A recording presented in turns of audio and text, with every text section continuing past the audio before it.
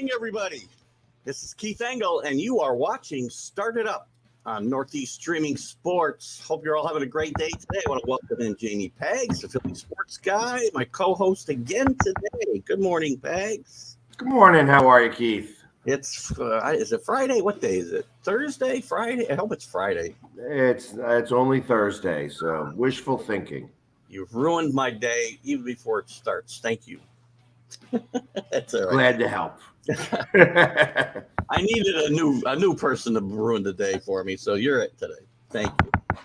Oh gosh, so we got some. We're going to start off with Major League Baseball as we usually do because that's the main story. I know you got some big stuff in the NHL, and we'll talk about a little bit of all the sports that we do every day. But today we're going to start a little different. Rather than jump right to the scoreboard, I want to start with the big news of the day in Major League Baseball, and that is the firing, which I have talked about a lot myself on my shows, that this could happen. The Blue Jays fired Charlie Montoya yesterday, before yesterday's game, interestingly enough, after a win on Tuesday night.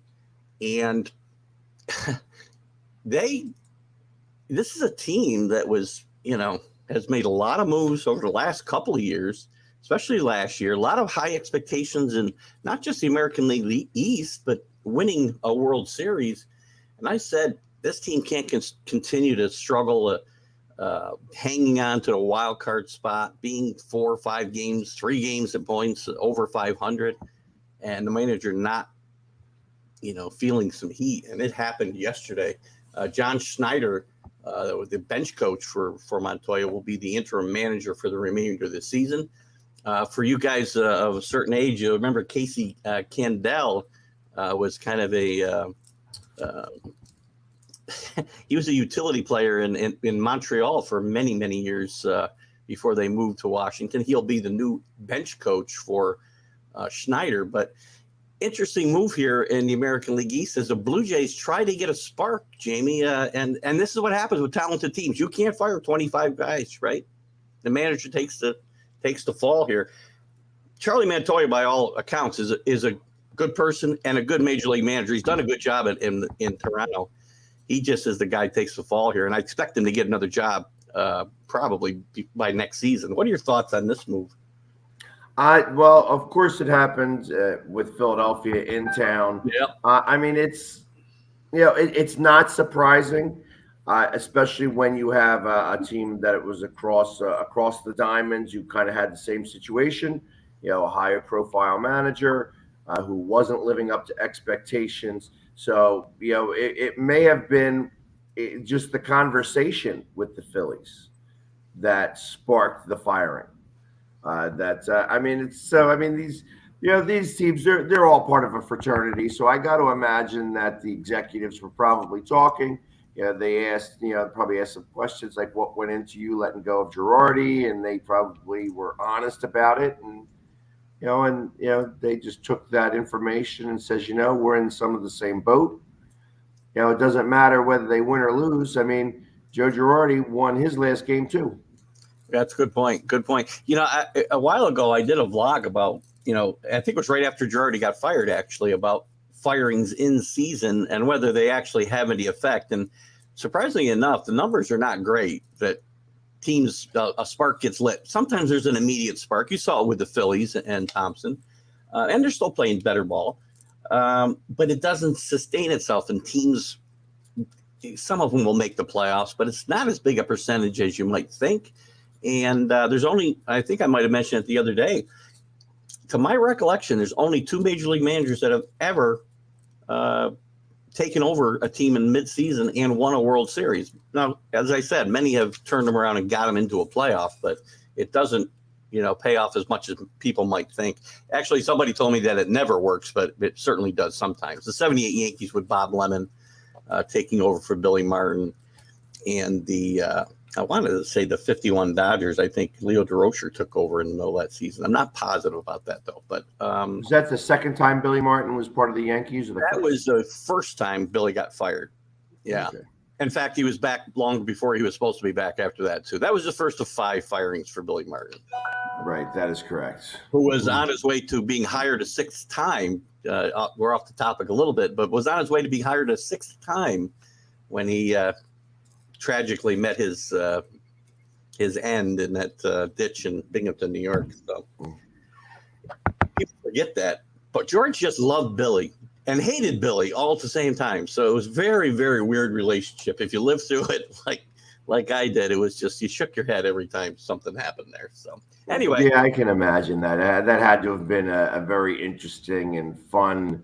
Because he was a character, Billy Martin. Oh, he sure was. Billy could turn a team around better than anybody. He did it everywhere he went. The Twins were in this, not a great team. He took them to a division title his first year, gets fired the next year. Goes to Detroit, turns them around, gets into the playoffs, gets fired the next year. Went to Texas, who won about 54 games a year before he got there. Had him in a playoff race. They were like 4 games they finished behind the champion Oakland A's. Gets fired the next year, and that's when the Yankees got him. And then that whole thing started with 5 hirings and 5 firings. And gosh, it's hard to forget those days. And you look back on them, it's funny. And I don't know. I'm really getting off the tangent here now, but everybody as Yankee fans, they go, if George was here, this wouldn't be happening. If George was here, this wouldn't be happening. People forget how tumultuous things were here when George was here. I mean, yes, he helped turn the franchise around with his money and got the world championships in 77 and 78. But they tend to forget they went 20 years without winning a championship after that. So, and because there was one thing I could say about George Steinbrenner was he loved reading his name in the paper. He did that. He'd like to see his name in the paper and his face on TV. And gosh, reliving old days here, man. I'll tell you. So anyway, we'll see. The Blue Jays have won 2 in a row, and they are right now one of the wild card leaders. Let's jump to the scoreboard here. And as I said, Jamie, where you've got some notes you want to interject, feel free to do, or we can admit. We start only because, and I don't do this because I'm a Yankee fan. Usually on my scoreboard, they're at the top. That's the only reason I bring them up first. They break their 3-game losing streak last night, 7-6 over the Reds. So really weird 10th inning. They tied the game late on a Stanton home run. And in extra innings, with that horrendous runner starting on second base rule that I just cannot stand. They get wild. They have Judge up. They don't walk him, which is shocking, but they strike him out. Then he wild pitches LeMahieu to third, and he wild pitches LeMahieu home to win the game. By the way, a nice birthday present for DJ LeMahieu yesterday. So the Yankees break their losing streak in very odd fashion. Some bad news for the Yankees in this game, though, as the Yankees have stayed very healthy this year, which is important, especially the pitching staff. And Luis Severino leaves this game with shoulder discomfort. He's undergoing an MRI. I have not seen any more news on that. I'm sure there'll be some forthcoming this morning. Not good news for the Yankees. Luis Severino has come back and has pitched very, very well. Bad karma if this is the beginning of maybe the health of the Yankees starting to fall apart. What else we got here? Let's go down. The Mariners, still red hot. Haven't lost a game in about 2 weeks at least. They went 6-4 with the Nationals, who are now the worst team in baseball, by the way, about 36 games under 500 or close to it. Mariners, again, are now not securely, but in a wild card spot. They've won. What have they won here, Jamie? 10 in a row? 10 in a row. In a row, yeah. They're playing. Yeah, I mean, of course, playing the Nationals is helpful. They're about to start a 4-game series with the Rangers, who are not playing very well at all either. So it'll be interesting to see if they can keep it going. Very streaky team, the Rangers. Again, one of my followers, Alan Perales, is a huge Texas fan. He's always spouting the good parts. I mean, they've got John Gray and Perez, Martin Perez pitching very well. Martin Perez made the All-Star team, but other than that, their pitchers are putrid. And I will say this, they've got some good pieces from the Joey Gallo trade that will some of them started to pay off already. And the Rangers, I think, are heading in the right direction, but they're just not ready yet. Big series, though, for the Mariners to continue the streak. The Mets, speaking of big series, win their second out of 3 games in Atlanta, 7-3 last night. Lindor powers the Mets to this victory. Chris Bassett, back from some injuries himself, gets the win. And Morton gets the loss here, the ageless Charlie Morton. Braves fall again, 2.5 games back, and it's been very interesting. This has become a seesaw battle here with the Braves and the Mets. The Mets are kind of on a win one, lose one pace, but they're maintaining that slim lead over the Braves, and this is going to be a dog fight. I won't say a cat fight. That sounds weird. A dog fight down to the end here between these guys, and your Phillies could get back in this race, obviously, as well, as we've talked about their rebound under Robbie Thompson. Yeah, this is the time where they should be gaining a little bit of ground, especially when you got the 2 teams above you fighting against each other. Yeah. And unfortunately, they're just not doing it. They're not doing what they're supposed to. Unfortunately, they're in Toronto, where they had to leave half the team behind because of COVID restrictions. But still, you got to win the games that you're playing, and the Phillies are not doing it, and they're being on a 4-game losing streak. Yeah, it's not a good time, as you said. These 2 teams probably, with the Braves with a chance to split. That was only a 3-game series, probably. I think they're probably Correct. done. Yeah, so they're done. So it would have been a good spot for them to at least make up some ground on the Braves.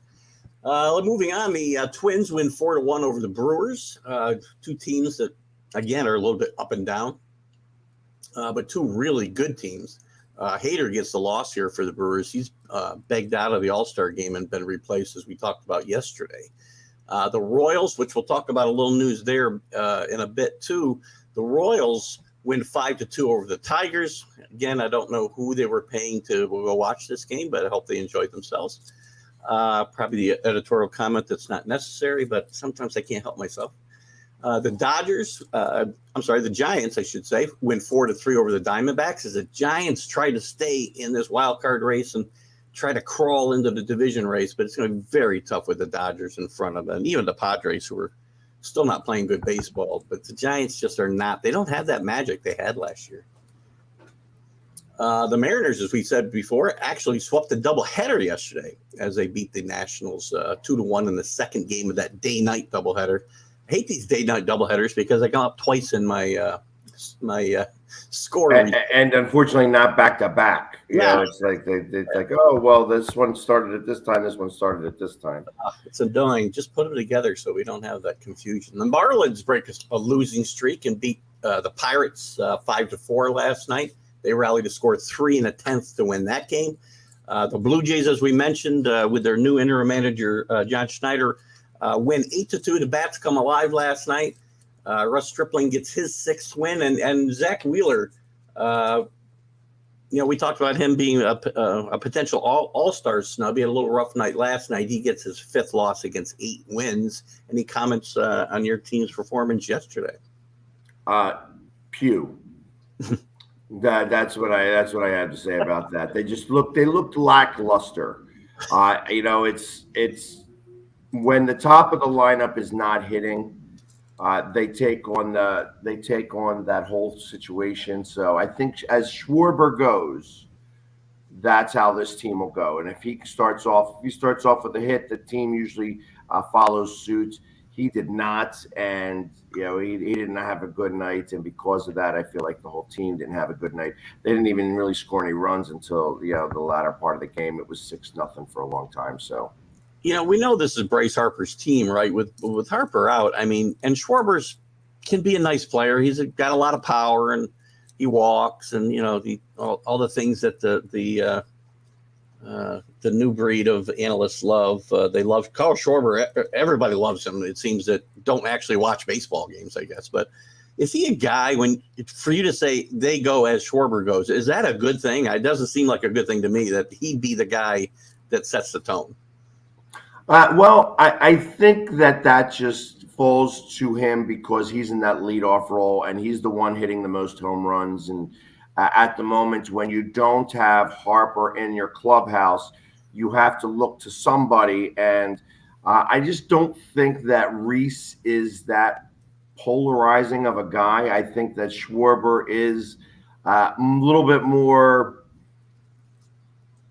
excitable, Yeah. and that's why they look towards him. And it's, like I said, I think that when you have half a clubhouse, when you had to leave guys behind, it feels a little different, and it's just you don't have the same things that happen on a daily basis because where you look to your left all the time and you see the same guy. Now that's a different guy. Yeah. So it may be a little bit of that. It's this 2 game series is the Phillies have not done well against the AL this year. I mean, as of right now, I think that we've beaten the Angels and we did beat Seattle a little bit, but other than that, I mean, when we play these AL teams, we usually get beaten, and Toronto is no different. Yeah, staying in that leadership void part, I know he wasn't with the team because he couldn't travel. He was one of those guys who couldn't travel. Real Muto, I would think he would be the guy that would step up into that role day to day anyway. With Harper out, is he not that type of personality?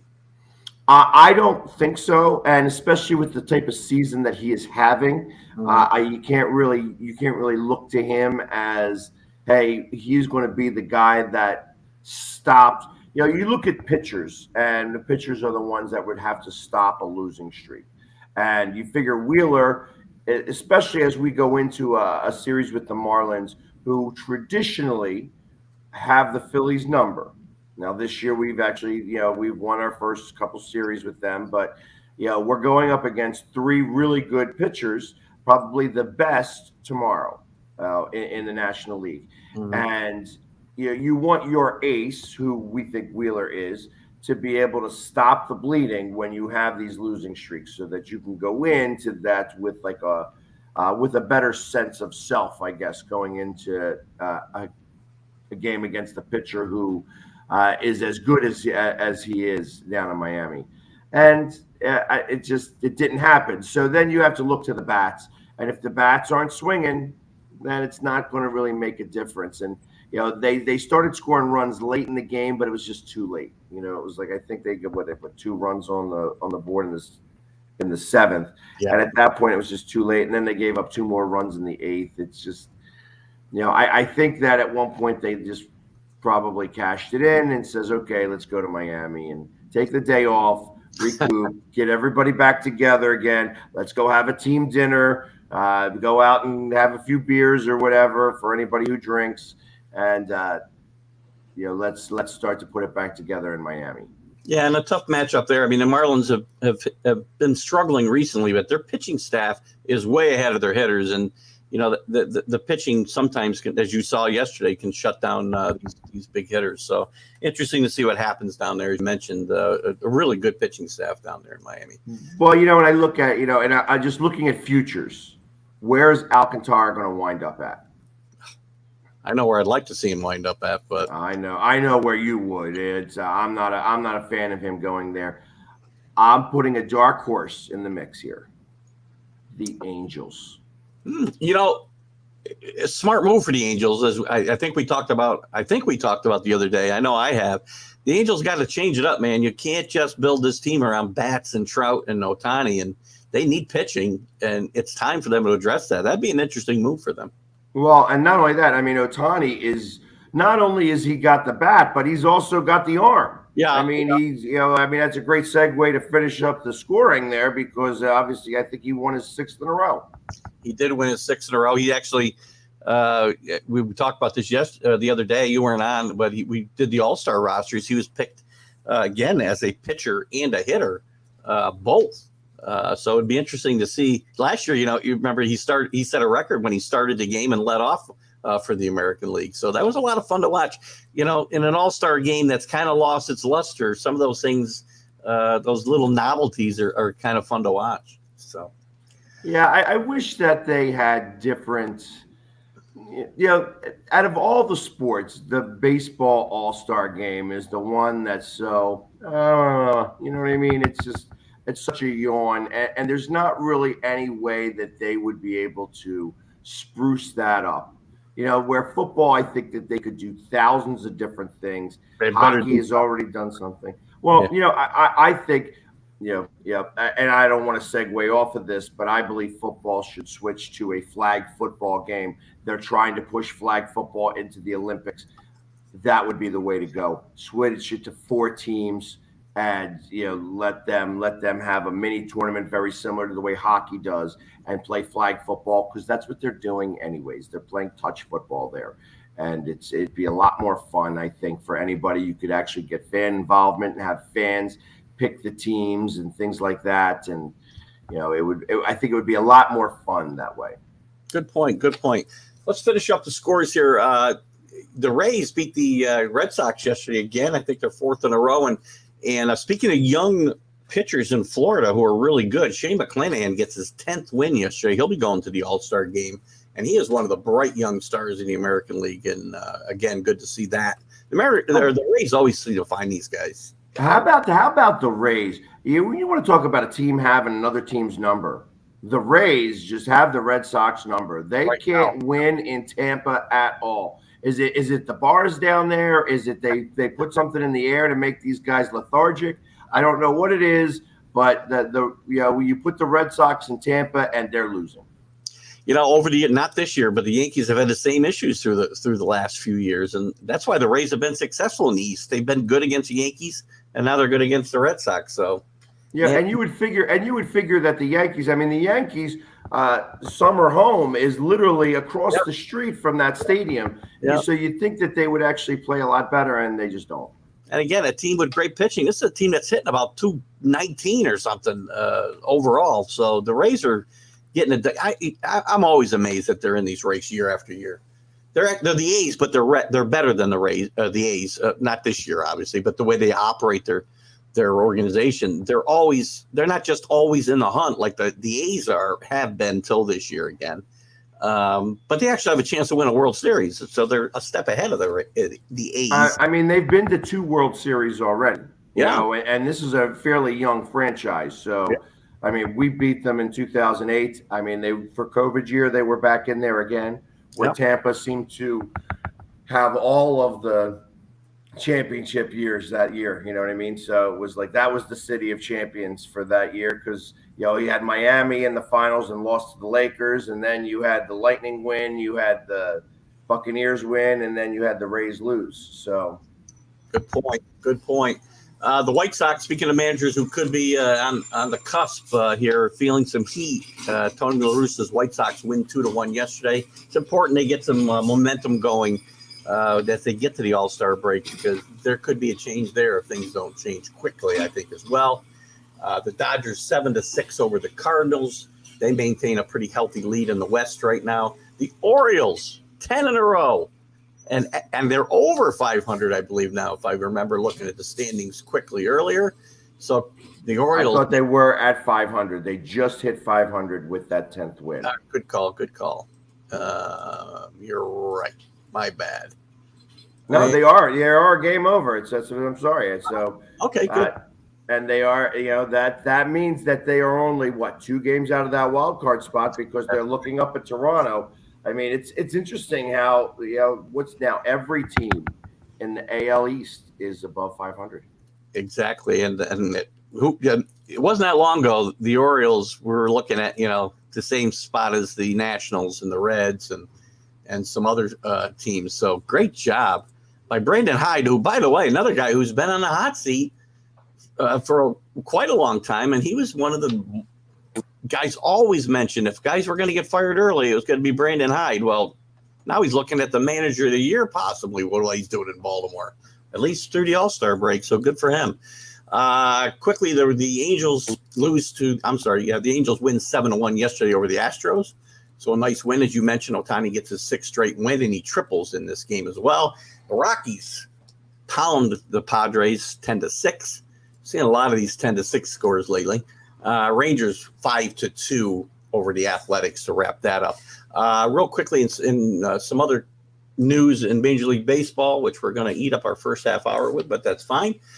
We talked about the Phillies issues heading into Toronto, but now the Royals are heading into Toronto, and they're going to be without 10 players, unvaccinated players, including some of their best players, Andrew Benattini and Whit Merrifield, will not be making this trip. Not, the Royals, again, they're not really fighting for anything anyway, but this gives the Toronto a huge advantage to maybe continue that momentum under their interim managers. So kind of big news there. What else we got? We talked about Montoya going. We talked about Severino. We don't need to go there. Julio Rodriguez and Jose Ramirez have joined the home run derby for those who care about that type of news. I know your boy Carl Schwarber is in that competition. And Eloy Jimenez for the White Sox, who just came back from injury, leaves with tightness in his leg again. And this is not news that the White Sox need. They don't need more injury issues. And they've had a lot of important players out, but those excuses wear out after a while. Everybody has injuries, and you've got to play better. Big news. The big news as far as the weekend games. Jamie talked about the Phillies going down to play the Marlins, which is a pretty big series, really. Houston and Los Angeles Angels will. That's not what I thought I had. Sorry. The Brewers go to San Francisco in a pretty big series. Who else we got? Seattle, we talked about playing Texas this weekend. Chicago playing Minnesota. That's a big game. I think this is a big series, as I said, for the Sox. As we get ready for and get closer to that All-Star break, they need to get some momentum going for sure. Boston continues their series in Tampa Bay, where they've had their struggles, as Pags mentioned. And other than that, there's probably not a game I would pay to watch there. So this weekend. So we got a little, why don't we do this, Pegs? Why don't we take a quick break quickly here? Because I know we got a little bit of NHL news you want to get through that may take I tell you what, before we do that, I figure because we have so much NHL news, there's a lot of scores in the MLS. So let me run through them because then that'll take up 3 minutes worth of time. Okay, sure. Perfect. The Union beat Inter Miami 2-1 last night with goals from Gazdag and Burke. They wind up taking first back in the Eastern Conference. I kind of expected that they were going to get that win yesterday. Atlanta beats Real Salt Lake 2-1. I guess everything's drying up in Salt Lake City, including the lake itself. Chicago beats Toronto FC 2-0.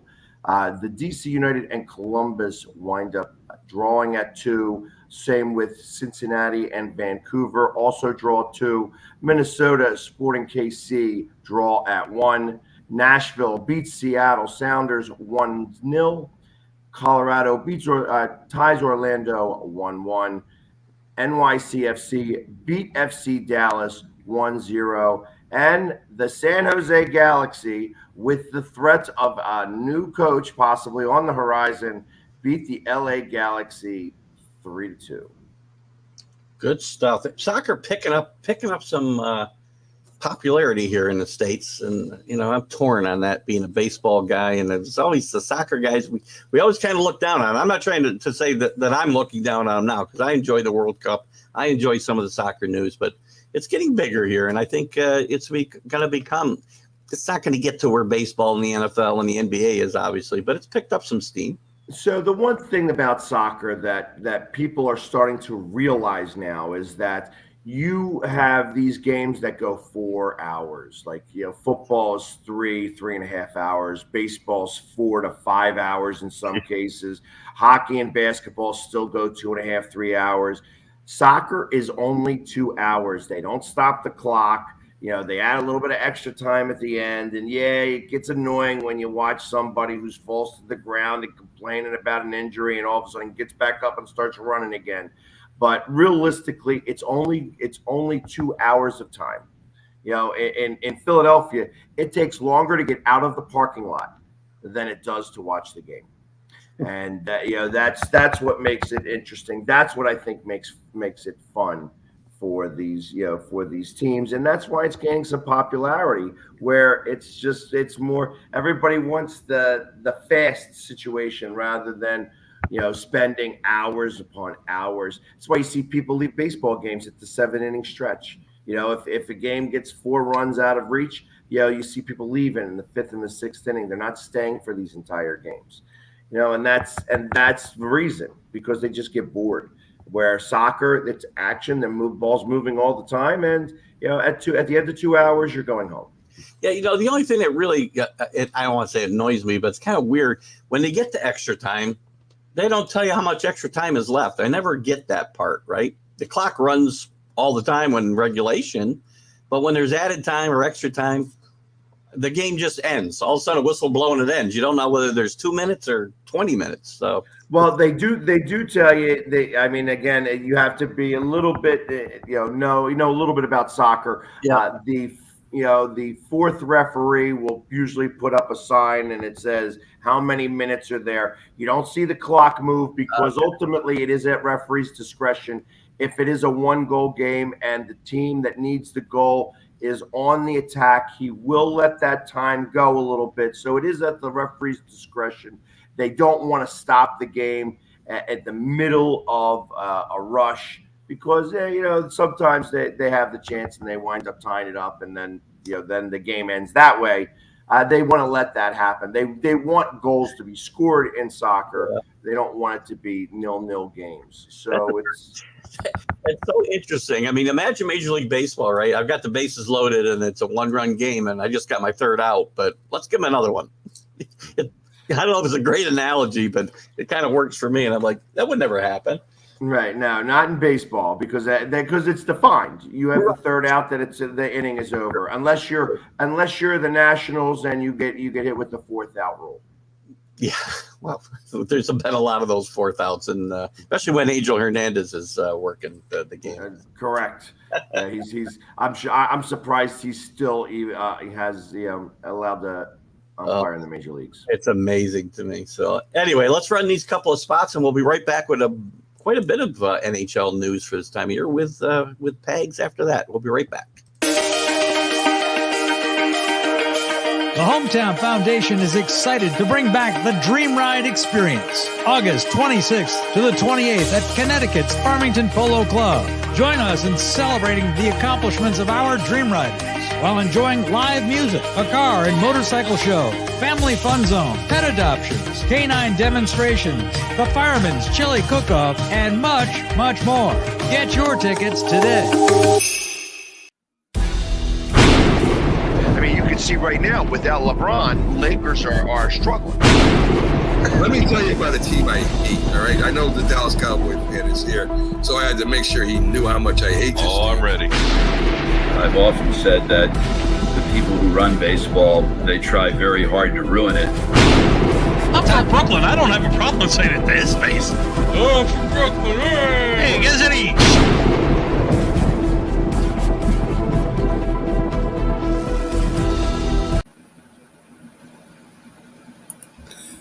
This is a presentation of NorthEast Streaming Sports.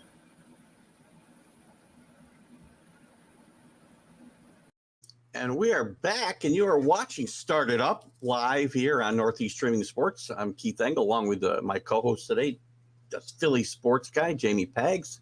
And we're glad you're with us. By the way, the Dream Ride that you just saw the spot for, it's a great cause, guys. They've raised $3 million. I think they raised last year. They've raised $18 million since they've been hosting this event. And as you saw, there's all kinds of great stuff going on down there. And I know Pags will be down there doing some TikTok stuff, and NorthEast Streaming Sports will be doing some other broadcasting from there. So on the Saturday, I believe, right? Correct.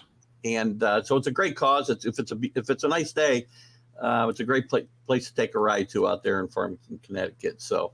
Please, if you can't, please get to the site and make a donation. So, anyway, go to their site or come see me. Hey, listen, I know how often do you get to come see me, especially up in that area. So, and you're taking donations that day too, probably, aren't you? Or no? Of course, I'm going to give all my money, which is.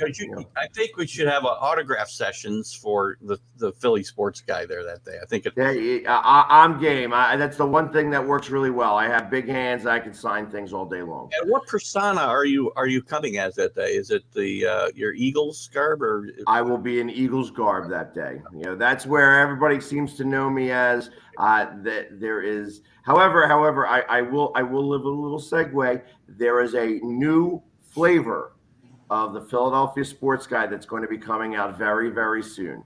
Is it news we want to break here now, or this is something we got to wait for? Nah, it's not. Yeah, we'll wait. We'll wait a little bit. So there's a new flavor coming soon. Just be prepared. It's interesting that there's more than the big four or big five. I'm gonna have to sports. So I'm gonna have to figure this out now somehow and look at what sports are coming. What sports are in Philadelphia? This team has been around for 10 years, and they're just starting to get some recognition, and they're getting some television time. And they've asked me to come on and do some TikToks and do some reporting on them. So I look forward to joining their family. Well, excellent. I'm looking forward to the announcement, and congratulations in advance on that. So thank you. Why don't you take us through the NHL and what's going on there? All right. So the big news of the day: Johnny Gaudreau signs with the Philadelphia. No, he doesn't. He does not sign with the Philadelphia Flyers, and I will talk about that afterwards. He signs with the Columbus Blue Jackets, 7-year, $68.25 million deal. And this is significant for a number of reasons. One, turned down a really big contract with Calgary. He did not want to stay on the West Coast. So he's going to look like a traitor to Calgary. Unfortunately, I mean, he was fourth in the NHL MVP ballot, so he had a career year, and now he's going to be with Columbus for 7 years. They just took a big leap in their retooling, so to speak, signing Johnny Hockey. And like I said, I'll talk about how the Flyers felt about that here in a few minutes. A couple of other big names. Giroux goes home. He lives in Ottawa. He is now playing for the Ottawa Senators. So they had a really good draft or a good free agency. There were a number of different signings. Let's go. I can go right down through this whole thing. We'll start with the winners and losers of free agency. As my phone wants to take a little bit of time here to get to this. There we go. So the Blue Jackets really the winners because they got Gaudreau. Also, they wound up getting, Patrick Lane is probably going to stay there because of this. The Ottawa Senators signing Giroux also helped out a little bit. They have my phone is being crazy with me right now, so I apologize on this. I'll just go right down the whole free agency tracker, as it's going really slow on my side here, but here we go. So the Avalanche, they signed Helm to a 1-year contract, Manson to a 4-year contract, Artturi Lehkonen to a 5-year, $22.5 million contract extension, and Jonas Janssen, they got rid of their goalie. They felt like they needed a better backup goalie, give him a 1-year contract. Max Domi signs a 1-year contract for $3 million with the Blackhawks. They also signed Andreas Anthazio, Colin Blackwell. The Blue Jackets, who I said had a really good Johnny Gaudreau and Eric Gobranson. The Blues signed Robert Thompson to an 8-year, $65 million contract extension. They signed goalie Thomas Greiss to a 1-year, Nick Leddy to a 4-year, $16 million, and Noel Akari to a 1-year contract. Capitals, goalie Darcy Comfort to a 5-year, $26.25 million contract. Get another goalie, Charlie Lindgren, to a 3-year, $3.3 million contract. Eric Gustafsson for a 1-year, Marcus Johansson for a 1-year, and then they trade a 2024 second-round pick for forward Connor Brown. The Devils, who were the big losers in the Johnny Gaudreau, besides the Flyers, in the Johnny Gaudreau, who offered Johnny Gaudreau 7 years, $10.2 million, and he decided not to go there. He went for less money to Columbus. And the talk, well, and I understand why. He was a Flyers fan growing up. He hated the Devils. So he didn't want to go play for them. And that's, it's interesting that the money didn't buy his loyalty there. I find that very interesting. Anyway, they said they signed overpay for Andre Palat, 5-year, $30 million. They trade Pavel Zuka to the Bruins for Eric Haula. Brendan Smith to a 2-year contract. And I'm just trying to find some of the bigger names that may have moved. The Flyers, since I'm in Philly, signed Justin Braun to a 1-year contract. That was great. Welcome back, Justin. And Nicholas DeSolaris, a 4-year, $7 million contract. And I read something that he is possibly the worst offensive player in the NHL. Well, that's something to look forward to, I guess. Right. The Golden Knights, who are trying to retool to get back to the Stanley Cup, trade Max Pacioretty and Dylan Coghlan to the Hurricanes for future considerations, and they sign Riley Smith to a 3-year, $15 million contract extension. Brett Howden to a 1-year, Jonas Ronberg to a 3-year, Sheldon Rampel to a 2-year, Byron Froese for a 2-year, Michael Hutchinson to a 1-year. And is there any other big contracts that I need to talk about? The Kraken signed Andre Burakovsky to a 5-year, $27.5 million. Anybody else get really? The Lightning. They re-signed their big three. Defensive Sergachev to an 8-year, $68 million contract. Yeah. Cirelli to an 8-year, $50 million contract. And Cernak to an 8-year, $41.6 million contract. So their big three right now that have really played a really big part in them getting to all those cups are going to be staying there for a while. Speculation they would break that team up potentially, and they decide again to kind of just retool a little bit and go for it again. They got to get rid of some of that age. You know, they have a lot of age on that. It's time for them to kind of fall off and then to start to bring those people back in again. The Maple Leafs signed Ilya Samsonov to a 1-year deal. They signed Nicholas Aube-Kubel to a 1-year deal. Great contract for $1 million.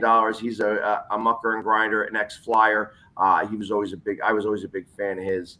And the Oilers re-signed Evander Kane to a 4-year deal. Signed goalie Jack Campbell to a 5-year, $25 million contract, and then re-signed Kulak to a 4-year, $11 million deal. The Panthers, who were maybe the big losers, you know, obviously they lost Giroux. They lost a lot of key players. They signed Colin White to a 1-year, Mark Stahl to a 1-year, Nick Cousins to a 2-year, and they brought back in Eric Stahl too. So it's possible that Mark and Eric could be playing with each other. He's just on a tryout contract himself. The Rangers signed Trocheck to a 7-year, $39 million contract. They signed Yaroslav Halak to a 1-year and Louis Domingue to a 2-year. Both of those are goalies. The Red Wings signed Andrew Kopp to a 5-year, $28.1 million contract. Ben Chariot, formerly of the Rangers, by the way, Kopp, right? Correct. Ben Chariot to a 4-year, $19 million contract. And then forwards Dominic Kubalik and David Perron to 2-year contracts, respectively. I know that Detroit's been trying to put it all back together again and become back to Hockey Town. I've always been a big fan of the number 19 over there. I mean, he beat the Flyers. He crushed the Flyers when he was the captain of that team, and now he's the GM and doing a great job over there. I wish that the Flyers had a great GM. As I do a little jab right there to the Flyers organization. Anything else? The Sharks sign ex-Flyer Oscar Lindblom to a 2-year, $5 million contract. And the Stars sign Mason Marchmont to a 4-year, $18 million contract. There were a number of other things that happened, a number of smaller contracts that happened in free agency. I will say that the biggest winners of free agency so far have been Columbus and Ottawa, two teams you would not expect to see in there. You know what team that I was surprised to not hear any news about whatsoever? Montreal. I didn't even mention Montreal's name. You did not. And that team went to the Cup just a couple of years ago in the COVID year, Yep. and fell off the rails last year. They do have some young talent, but they just not even a mention. I don't even see them listed. They didn't. It's like they almost don't exist anymore. Are they writing off the year, you think, or they're comfortable that some of the young talent will bounce back in a big way this year? I'm not sure. I mean, they do have a couple of really young guys that they've got a speedy team, but you always need pieces. You always need pieces. Not sure what they're doing up there in Montreal.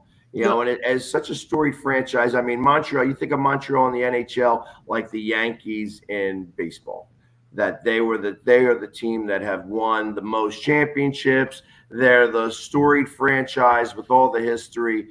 And to be the worst team in the league last year, just by a few games, because the Flyers were fighting for that spot, you thought that they may be able to make some moves here, and nothing. Literally nothing. It's funny you talk about Montreal being the Yankees of the NHL, which is kind of true, but it's shocking that, to me, and I read this article just a month or so ago during the Cup playoffs, that it's been nearly 30 years since a Canadian team has won the Stanley Cup. And I was shocked by that. Toronto is perennial Cup contenders and get booted out in the first round. Yeah. So, I mean, they've had their issues, and it doesn't matter who they bring up there. Toronto's always out in the first round. Montreal, like I said, they went to the Cup. They went to the Cup as part of the Western Conference. Right. So interesting enough, because they obviously played in the East all this time. They are the only team to ever represent both the East and the West ever in the Stanley Cup. It's a great piece of trivia for some that were down the line. Yeah, that's a few years away. Who's the only NHL team to ever? But like I said, and they have some really good talent on that team, but they don't have it together. And I'm surprised to see that they didn't make any moves whatsoever. Like, no mention of the Canadians at all. Every other team's mentioned, and the Canadians are not on the list. Well, it'll be interesting to see what they do over the next couple of months to either rectify that or figure out what direction they think they're going. That's interesting. But I will say this, and now here's where I go into my little bit of a rant. I have said here plenty of times, and I've said in any one of my shows, that I have bled orange and black before I've ever bled green or red, white, and blue or red and white pinstripes.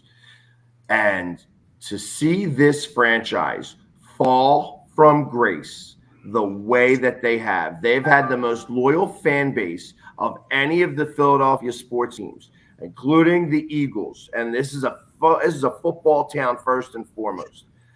And they have had Fletcher in here, and Fletcher has been nothing short of a train wreck. They have been trying to retool, and they have just been failing miserably. I cannot believe, one, that this guy still has a job. Two, that this franchise, Ed Snyder, when he was the owner of this franchise before he passed away, has got to be doing cartwheels in his grave. That he is so, I can't stand it. I know that they've lost half of their fan base. They've lost half of their season ticket sales. And I fully expect that this team is about to fully implode. Well, those are things that get people fired. How's it even not? The fact that Johnny Gaudreau was willing to sign here for, he was willing to give a friendly contract. He wanted to be back home. And I'll be honest, I think the reason why he went to Columbus is because there's a likely trade in a couple of years that he's going to wind up in Philadelphia. So that's why he went there, and he didn't go to Jersey, because he knows that Columbus and Philly are trade partners. They're always doing these things. So that's why he decided to go there and not to Jersey, because he knows New Jersey Devils will never trade with the Flyers. But this franchise has fallen so far. I tell you, Twitter was a buzz yesterday on why isn't Fletcher fired? Why is he still here? He ruined the Minnesota Wild. They fired him from there. They bring in a new guy, and now they're competing, in the playoffs and everything. And Fletcher can't see, I'm about to curse here, can't see his ass from a hole in the ground. I tell you, this guy is horrible. This franchise is terrible now. It's time for Comcast, who is a corporate entity, to sell this team. Bring in somebody who actually wants to win, actually tries to make things happen. This GM is horrible. Keeping JVR, he could have traded JVR and a first-round pick to Arizona, who stinks out loud, probably would have traded it back for us later, to be able to clear this cap space to bring in Johnny Gaudreau. We lost Giroux. We don't have a face of this franchise. We have a guy who wanted to be here, did everything he could to try to be here, turned down much higher money on both sides. And Fletcher says, well, we were never in on Johnny Gaudreau. Are you kidding me? Are you kidding me? Chuck, time to hit the road. I wish somebody over there, this whole franchise is terrible right now. Their marketing team is terrible. Nobody's from Philly. Nobody has an idea how Philly operates, and they just suck out loud right now. I expect this Flyers to be the worst team in the league with the Canadians. I bet you the Canadians are going to be better because they just have better talent in general.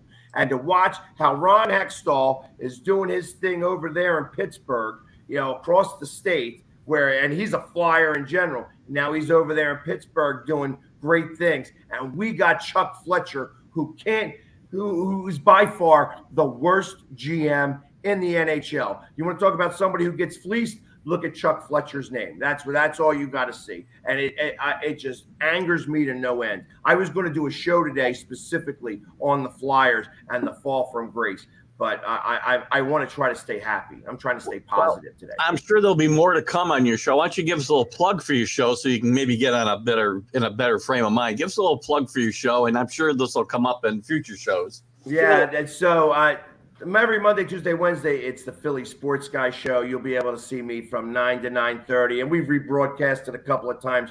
But if you ever want to get an idea on just how I feel about Philadelphia sports, that's the place to do it. It's just the Philly Sports Guy, unabridged, unadulterated, and full Philly.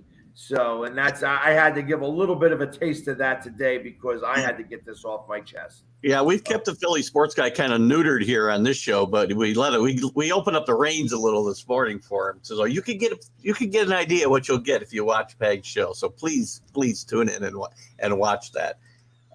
Let's move on a little bit. We'll finish up with a couple of quick notes on some other sports. In college football, not a lot of news, but Mike Gundy, he says jokingly the other day at the Big 12 business meeting, said Oklahoma and Texas should no longer be included in these meetings as they're leaving the league. Why should they make decisions about the league's future when they're out of here in 2025 at the latest?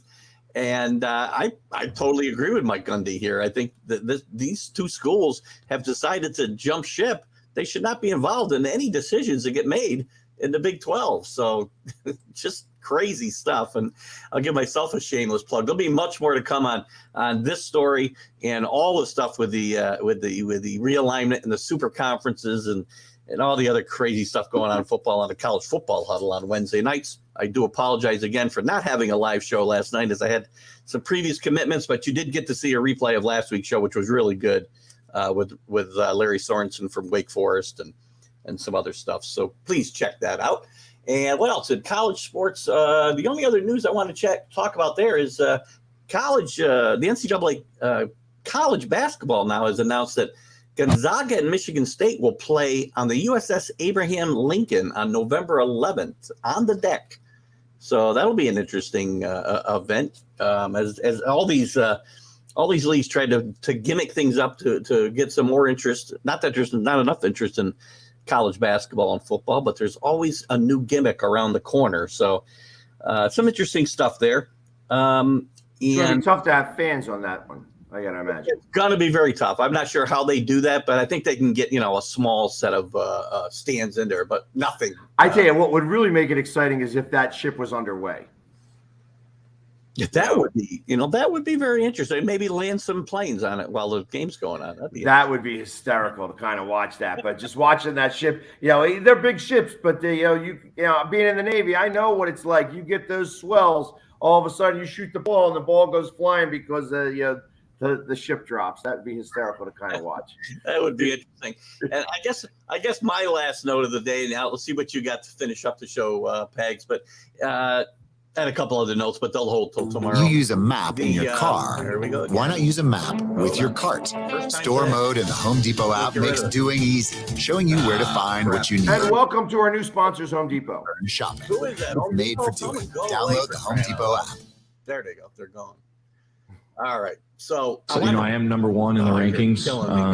I'm not sure if I'm necessarily perceived that way by, y'all or whoever it is. I can usually stop it. There we go. Sorry about that, folks. Anyway, the British Open got underway this morning. As you know, they're a few hours ahead of us, so there's been golf played already. And the U.S.'s Cameron Young is the early leader, 7 under through 12. A great start out there at St. Andrews for him. But I'm only going to go through a couple of these guys because they're still on the course, first round. But Kurt Katayama, he's also an American. He's 3 under. Bryson DeChambeau, who's a bit of a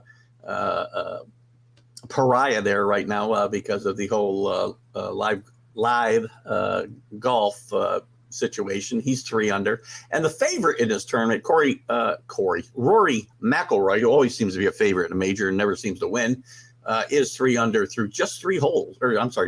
So good start for them. We'll have more on that tomorrow with the complete score, not everybody's score. I don't have time to run down all of those, but we'll talk more about that tomorrow, and it'll be very interesting. There's a lot of other stuff going on, but we took up a lot of time with MLB and the NHL as warranted, and we'll catch up on some of this other news tomorrow morning for sure. What do you got to finish up the show, Pegs? Anything? So just a little bit of football news. And Ndamukong Suh is looking for his suitors. The Browns are among the teams. Browns, Vikings are looking at that. Obviously, Tampa Bay is not going to re-sign him. An attorney says that Dan Snyder will not testify under subpoena, that he'll talk, but he's not going to testify under subpoena. So obviously perjury is not going to be the thing there. And Le'Veon Bell is hinting that he is about to retire. Obviously, he's probably a year too late, but let's see what's going on. And Amazon is trying to sign Breeze on their Thursday Night Football cast. Who's already got a contract somewhere else, I believe, right? So I guess it's funny that the broadcast broadcasters have become just like the players. I mean, they break contracts, they jump leagues. It's very interesting what's going on the broadcasting landscape this year. And that would make, if he was to sign with them, they would have a total quarterback cast during Thursday Night Football. So it would all be quarterbacks. Yeah, it's funny. I got to get myself a program because everybody's moved, guys, except for Jim Nantz and Tony Romo. You're going to see different faces on different networks everywhere this year. So it's going to be a very interesting year in that regard. Well, I mean, I like watching Tony Romo. I like watching Aikman. I feel that they add a lot to these broadcasts, and it surprises me since, of course, they're Dallas Cowboys. And, obviously I liked playing against Romo because I thought that he stunk, and, but I feel that he offers a lot, and it's a shame that they actually pulled in the reins on him, where he was able to tell the plays before they even happened. And of course, then he was dead on all the time. He's like, yeah, you got to pull back some. Like, why are you pulling this guy back? He's doing what he does best. But agreed. Anyway, great show today, Pags. Thanks for filling in today. We thank all of you for tuning in as you do every 6 o'clock every morning. It's an early start for us guys, but we want to get you guys off to a good start before we start our day as well. And this show will be rebroadcast at 1 o'clock today, and it's probably other times during the course of the day. We got to straighten some of that out. But Pags, good luck with your show. You're not doing your show today, but good luck to your show when you're on again. And certainly the NFC East show as well, guys. Check that out. We didn't talk about that, but you can catch Pags on What night are we doing that now? Is it Monday nights now? Monday nights, and then you can see it on Roku on Thursday. There you go, guys. Check those shows out as well. Keith Engel for Jamie Pags, the Philly Sports Guy. We'll see you tomorrow at 6 a.m. Have a great day.